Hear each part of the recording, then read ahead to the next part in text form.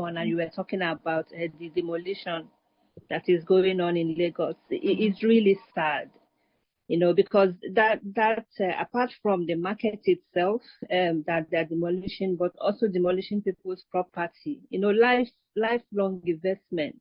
Where do you want them to go to? How do you want them to start? Again, it's not like Nigeria has insurance, where you will say the insurance companies can compensate them. And even if you take the government to court, that takes many years. And even if you win the case, will you actually even get compensated? It's really sad what is going on. It just shows high level of lawlessness, in that country. But what they don't realize when Tinubu and his gang of jokers are running around looking for investors are looking at these things and saying there is no law in that country, because what investor wants is to make sure that his investment is protected. There should be law backing him up should he run into trouble, so that he doesn't lose completely. But when they are seeing that there's lawlessness, the court is compromised, they're not coming. It's really sad.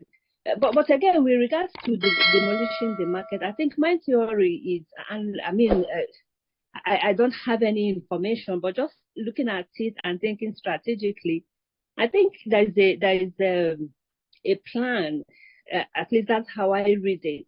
There is a plan to bring in Chinese manufacturers. Those Igbos deal mainly with the spare parts, which is manufactured in China and Taiwan anyway.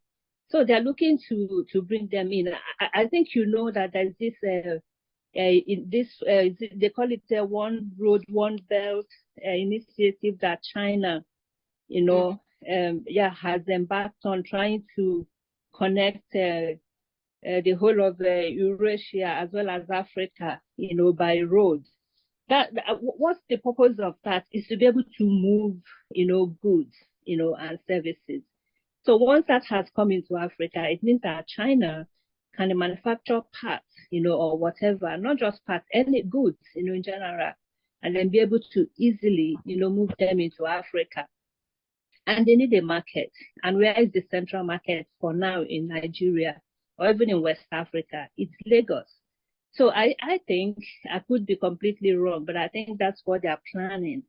And it's a pity, again, that my Igbo brothers are not seeing, they are not thinking long term.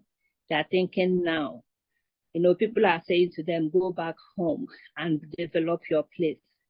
So even if they are going back home to develop their place, to start their markets and they are selling from scratch, it should not just be selling. They should go into production. Just as Obi, was also advocating, production.